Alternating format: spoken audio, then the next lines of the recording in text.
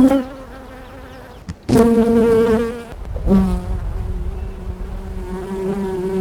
guys, Chris from Texas again. How are you? So today it's gonna be very special episode. As you watched in my previous video, I had a swarm yesterday and half of my bees relocated across my yard, and as you can see I was very successful getting them back into my nuke box. So what happened is I went in the morning to the bee supply store and I asked them what to do, and they suggested that I do a split that early. They think that my queen took half of my hive and swarmed because there was no place for her to grow. So the reason that I thought I had a place is because of the empty frames that I had in there. But I learned that not all frames are created equal. So if I put an empty frame in the box without adding sugar water on it, or maybe add some extra wax on it, the bees will not consider it place. So they thought they were overcrowded. My cap brood hatched during the weekend. Once I removed the frames, they were full of nectar and pollen and just bees all over the place. So that's what they told me. And they told me I need to do a split. They gave me directions how to do that. And I bought me a crock pot. And I just got organic beeswax from Amazon. And I went ahead and I bought a foam roller. Stay tuned because we've got a lot of surprises in this video. So let's get to it.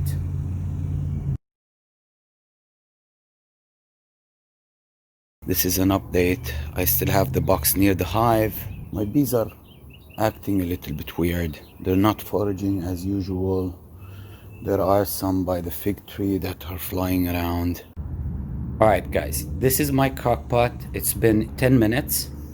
And this is the foam roller I bought to do my waxing on the black foundation frames, to add some wax so that bees can like it and start throwing comb on it immediately. This is 1 pound block of beeswax that I bought off of Amazon because the ones I have are not enough for my hives.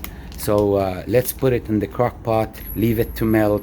Once they're ready, I'll show you how to put them on the foundation. Let's get to it.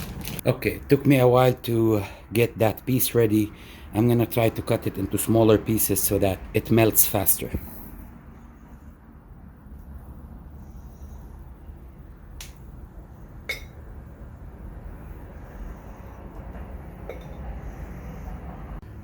I cut enough pieces into the crock pot, so now we're gonna wait for them to melt.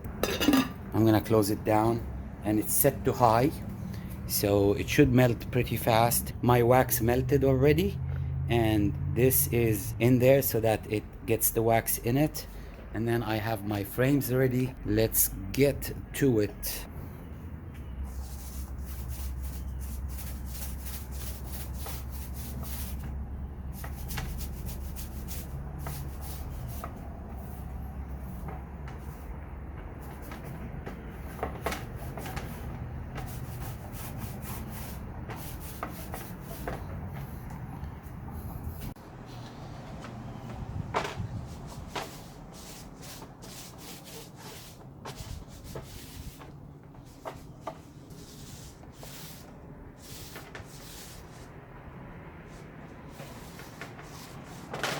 You can't see it really, but you can feel it.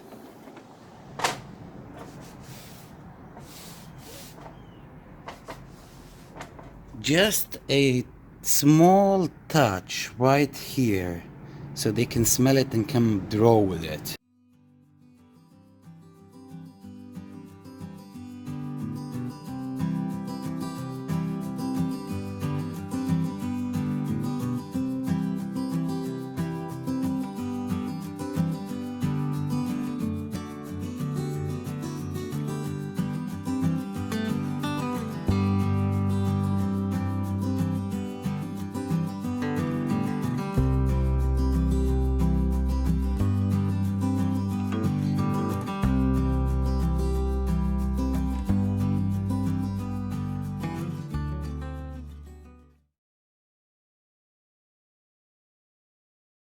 as I was in the bee store, and they were telling me that I need to do a split into a new hive.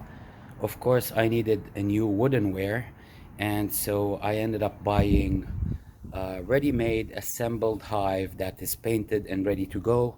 And I wanted to show you guys what goes into that. So this piece here is a screened bottom board. It allows for ventilation, and it's actually have a piece of board here that you can place inside it to do a mite count. The ones that go down will stay here. You kind of count them, and if you see one or two, then you have a lot of mites, because the allowed percentage, I think, is about 2% mites, and then you have to treat. So if you're testing for that, it's not the ultimate test like alcohol wash, but it gives you an idea. It'll go on this board and you can count it, and you can see if you have any ants crawling up and stuff like that. I'm not gonna be using this today, so I will be assembling my hive without that. Baseboard comes here. This is what is called a telescoping cover. It is the cover that goes and covers the hive. So I have my screen bottom board, technically.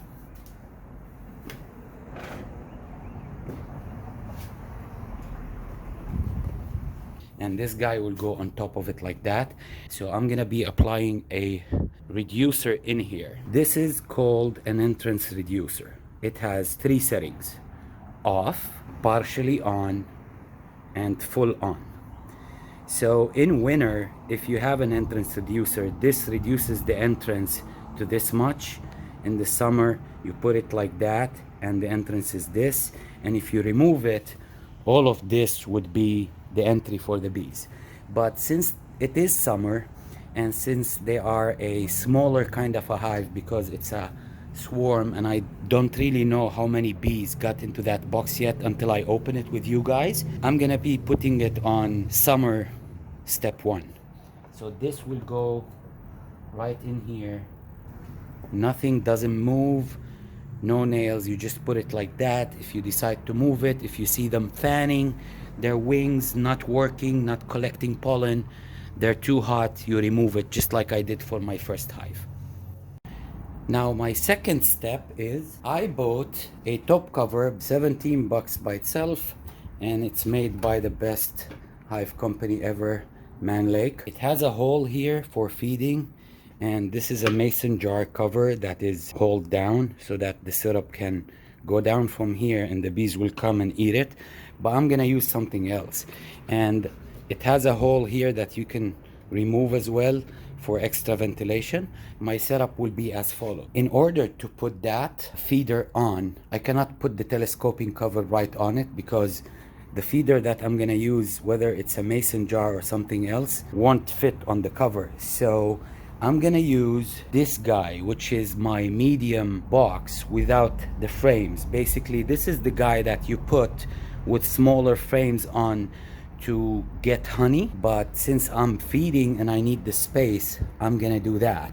So the setup will look like this. This guy will sit on top like that. I bought something from Amazon that was highly rated by other beekeepers on YouTube. It's called a circular rapid feeder. It comes with a cover like this. Basically, you pour the syrup in here, that circular hole down from the hive, they go up this hole, and this will be on top covered, and they will crawl down here where it's basically open with these plastic notches right here. So it's less likely that the bees will drown, but at the same time they touch the sugar here, and you can fill it up to here, and then they will drink the syrup. I need to check in 3 days. All I need to do is remove the telescoping cover, and this will not allow them to go out, because if they go out from here, there is no other entry because it will be closed. So they'll go up here, drink the syrup, go down back to the hive from the hole underneath it. So this basically will sit right there. In 3 days, I'll remove the telescoping cover, remove the cover, check they need syrup, put it up here, fill it up, cover it up, no bees are coming out, everything is good. And then this is used to allow that space in here. the telescoping cover, and it's called telescoping because it goes over and under. One more thing I'm gonna add is these sets of plastic. These guys will raise the cover by this much, which allows extra ventilation for the bees, but will not allow any rubbing to go on. And I believe this should go between my feeder cover here and the deep box. So I'm gonna install it right now for you guys.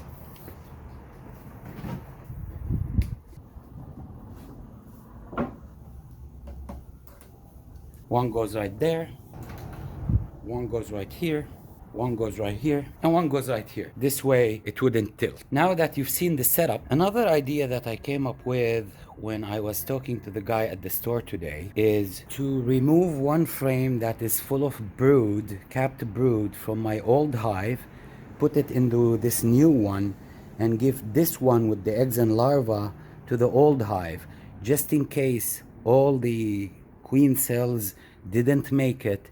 They will discover that there are fresh eggs that they can make a queen right away with. And the reason I wanted them to do this is because every cell from day one the queen lays her egg in to day 3, they are fed royal jelly. Regular bee workers are then fed pollen and nectar until they're capped, and that makes a worker bee. The queen bee is made by feeding that egg from day 1 till day 9 or 10 until it's capped royal jelly. So what we need here is for them to grab one of those if they need it and make a queen with it right away, feeding it royal jelly straight from day 1 till it's capped, and that will bring us a superior queen. So I'm gonna replace a frame of capped brood from my old hive into this one to give them workers so that once they emerge they have enough bees to work with. And that was the idea behind this frame. And the idea behind that frame is if I have a queen in my swarm, she has a place to lay her eggs in. I will show you in a bit what eggs look like, what larva looks like, what capped honey looks like. This side here is capped honey, and here's also some capped honey. As you go down and you look at it, well, you can't see anything. I can tell you, this guy is full, and I mean full, of larvae, big, small, medium. You can see the C's. It's very, very clear. Those C's are probably 4 days old. Those are older, they're about to be capped. And you can tell the difference. One is closed, one is fully circular. One is like still a C, one is like too big and is about to be capped. This is already capped. So this was already 10 days or 9 days old and they capped it. And it's just full of larvae. As you go down, you can see this is nectar and it's not capped like this capped honey. This is thick nectar that they haven't capped it. But here, you guys, if you look down, there are eggs, and I'm gonna try my best to zoom in so you can see the eggs. Okay, if you look closely into these cells, they are full of eggs. If you look closely, they look like a grain of rice right here. Here's one, here's two, here's three. This is how eggs look like when the queen, and this is a small larva, smaller larva, big larva, more eggs. Here's more zoom. That's an egg right here.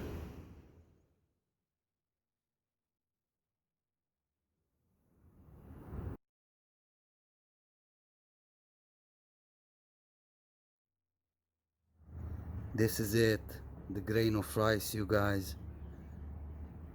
Isn't this awesome?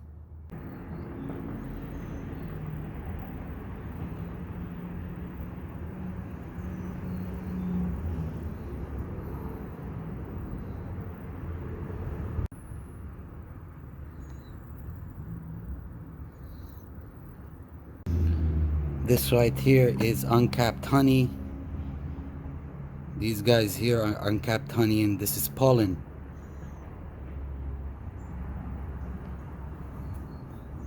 This is how it looks up close. This is nectar right here. As soon as it's dry enough, they'll cap it. Another cell of pollen, and once it's capped, it looks like this.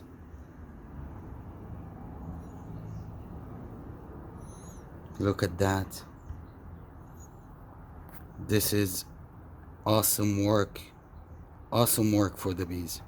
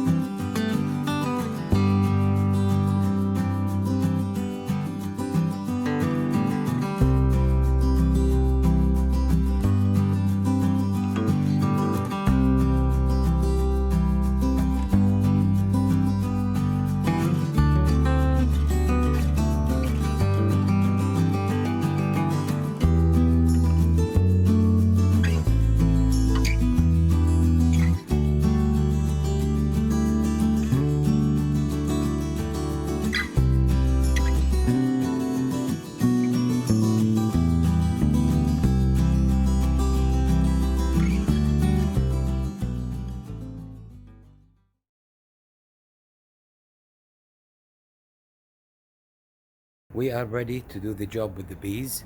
I'm gonna prepare my smoker, suit up, come move my frames where they belong like we talked about, move my swarm from yesterday to the new hive. I might have to move the old hive a little bit so that they can fit beside each other. One will be facing that direction, one will be facing this direction. I'm gonna spray a little bit of sugar water on the sides of the new frame so that it makes them feel like home.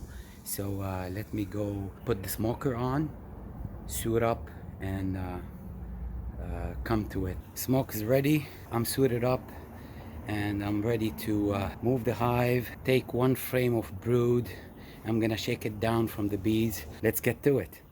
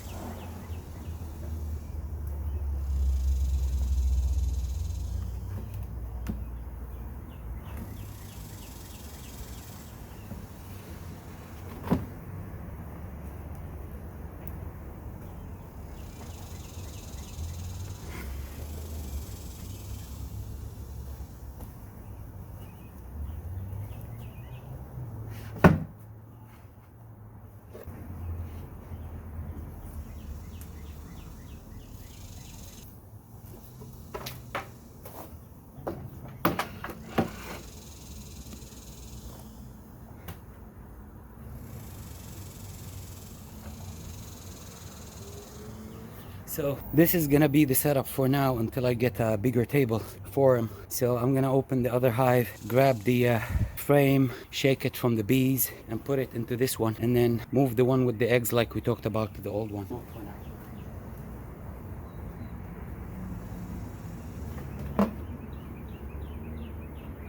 Hello. Wow, you guys are so big. So big. I cannot believe it.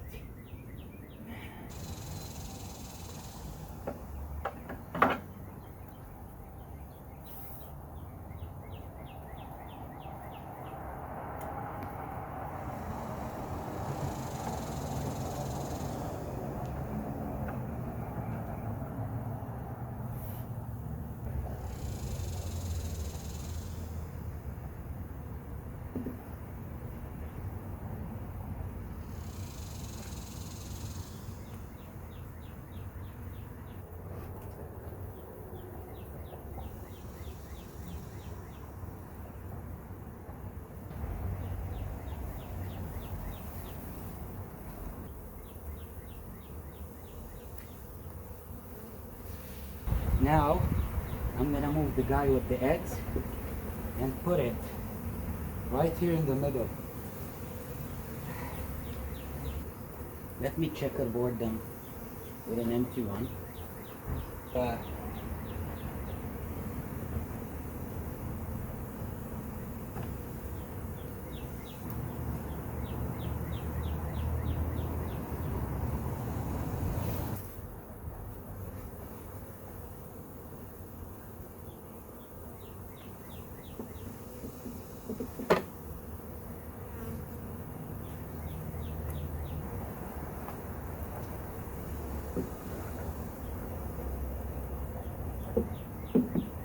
there you go.